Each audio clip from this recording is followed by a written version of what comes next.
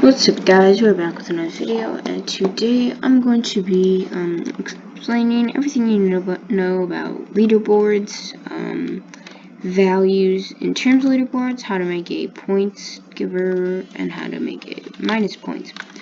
So we're going to first want to insert a script into the workspace and call this a leaderboard.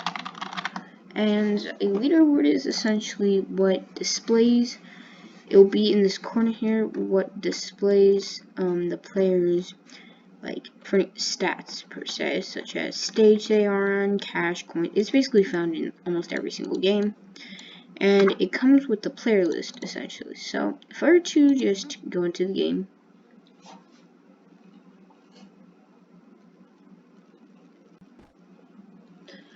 this is essentially the leaderboard. However, values and other things can be displayed in such leaderboards. So first, to make a leaderboard, it's quite simple.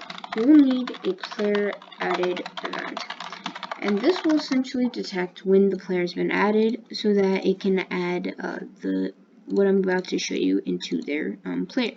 So local leader stats equals game equals instance.new leader stats, and then folder player. So what we're doing is inserting a new instance, and an instance can be a query, it can be a script, it can be, anything in this plus area here. And we're inserting a folder into the player. Now this folder will essentially hold all of the players' things. But we need to get the leader stats. We need to give the folder a name. And essentially, this is case sensitive. Same to tools with handles. ROBLOX API will detect leader stats and will display it as a leader stat, so that when you add a value to it, such as coins, equals instance.new int value leader stats, it will automatically display the coins. However, it will not just display the coins with inserting the value. You have to give it a name, because this name will display on the leaderboard, and you also need to give it a value, because that value will be displayed here. So as you can see, after players, it will display coins, and it will display the player's coins, and this value, whenever the value is changed, the leader stat will change. And that's why what we can do is insert a script, another script, and make points givers, and such as a sort. So I'm going to make my points giver, and it will just be a simple box, and this is going to be the points loser. So, or coins loser for me, but same thing, right? So anyways, name,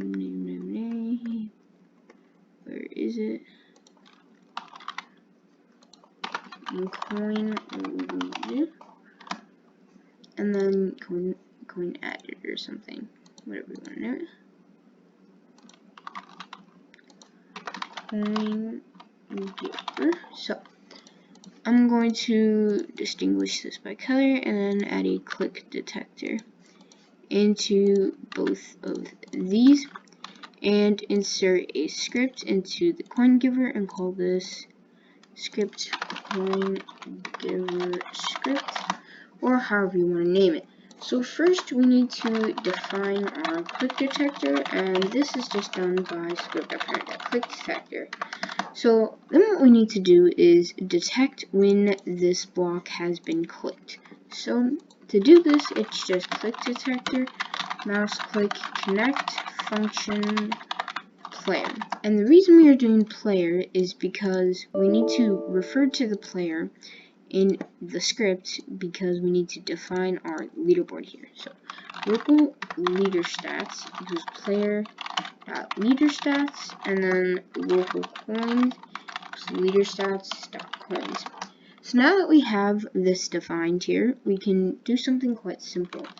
coins.value equals coins.value plus, let's say, 50. So essentially, this is how many of whatever value, in this case coins, you want to give to the player or display. And what we're doing is basic mathematics. So we're taking the current coins value, which in this case would be 0, and we are adding 50 to it. So instead of keeping it at 50, we are adding it to its current number, which will display when we click the block here. So if we go into here, and then as you can see, it displays new points. However, if we just change this to 500 and then removed this, we can't just do plus 50. The API doesn't know that, and we can't just do 50 either, because what will happen essentially is it will just change the value to 50 and keep it at 50.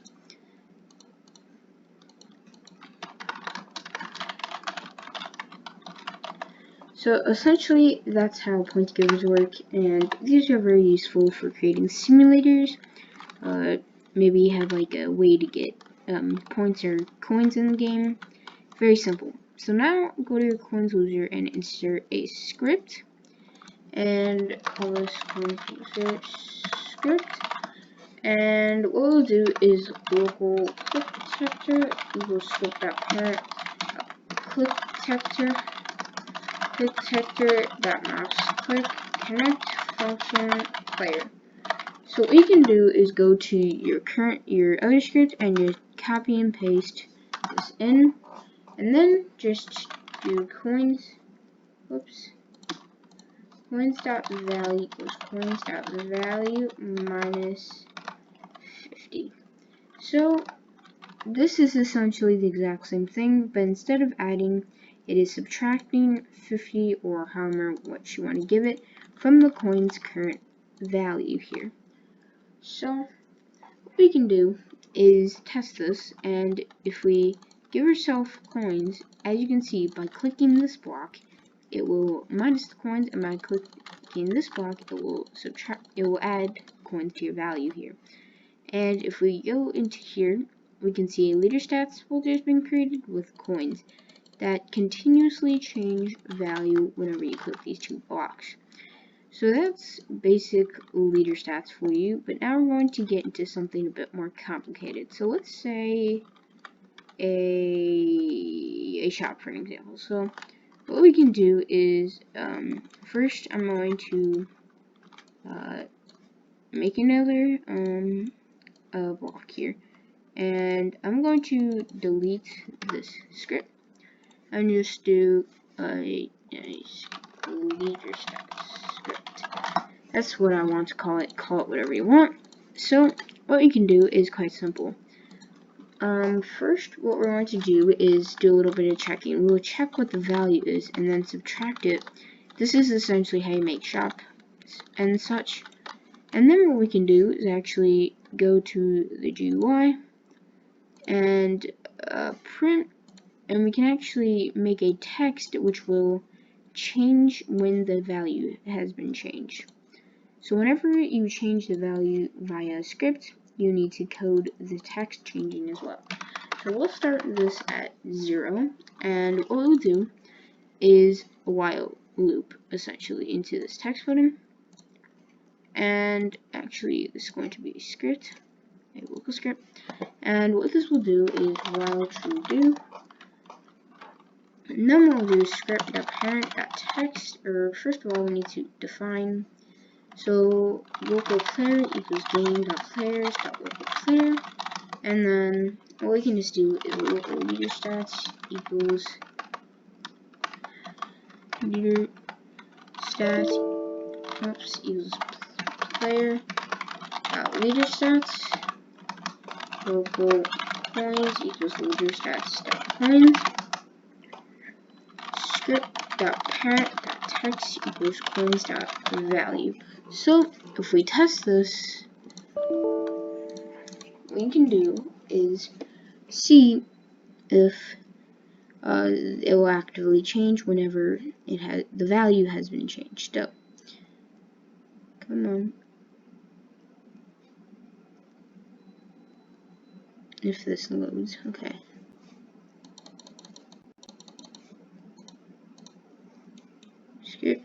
Oops, I forgot to wait.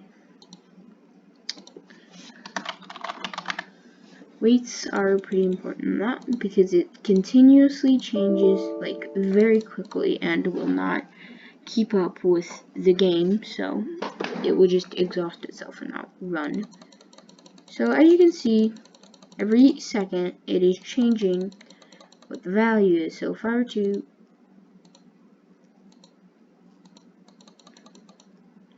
however, it is obviously a bit delayed. So to change this, instead of making this 1, you can make this 0.5.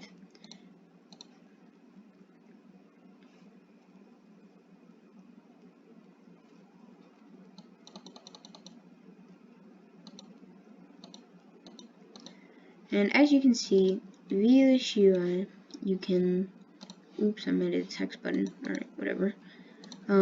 You can do the value.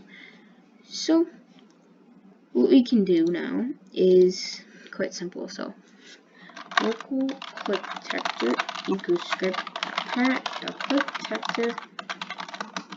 detector dot mouse click connect function and then player, and then you simply define this again. So go here, we just do and copy and paste this in. Whoops.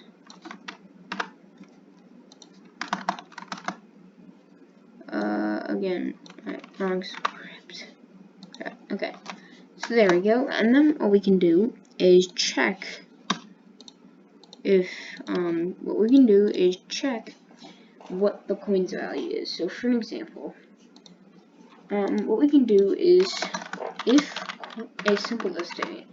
So we will check if coins.value is greater than or equal to let's say 50, then, or however you want it to be, then coins.value equals coins.value minus 50, and whatever other code you would like to run. So this is kind of how you make shops. If the player's money is $50, for an example, or more than that, then it will subtract 50 and, let's say, put an object into the player's backpack. So that's kind of that for you. So if we were to run this script, what we can do is actually, I'm going to add an else. So you can see this works by an else.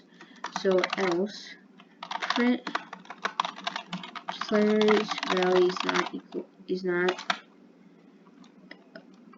equal to or above 50 for an example, and what that'll do is print the output. So that's kind of how you test it. So if we were to do this, it's still going to print until this is 50, and it will just keep subtracting it from there. So that's basically how you make things like shop GUIs. And as you can see, this constantly changes as well, which means we can actually display how much coins the player has, and it will also display on the leaderboard. So that's kind of the basics there. If I will teach you how to make a shop, a working shop in another tutorial, but this is essentially leader stats, leaderboards, and values that go with it. And yeah, see you all next time.